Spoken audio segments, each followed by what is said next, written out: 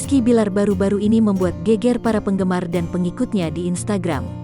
Pasalnya, melalui akun Instagram pribadinya Rizky Bilar tiba-tiba mengunggah fotonya bersama sang kekasih, Lesti Kejora.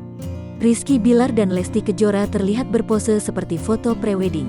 Nampak Rizky Bilar dan Lesti serasi mengenakan pakaian adat Minangkabau. Pakaian adat keduanya didominasi warna maron dan emas.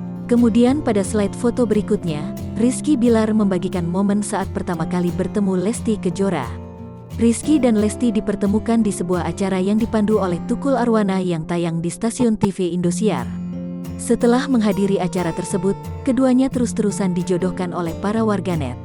Hingga kini diketahui Rizky dan Lesti pun akan menikah dalam waktu dekat. Rizky Bilar juga membocorkan waktu pelaksanaan pernikahan. Ia menulis jika pernikahan akan digelar dalam waktu beberapa bulan ke depan.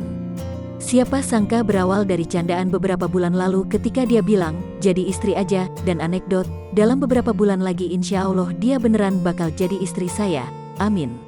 Mohon doanya semoga dilancarkan. Kalau kata Forrest Gump, hidup itu kayak kotak coklat, lu gak bakal tahu apa yang bakal lo dapatkan. Tulisnya di keterangan unggahan.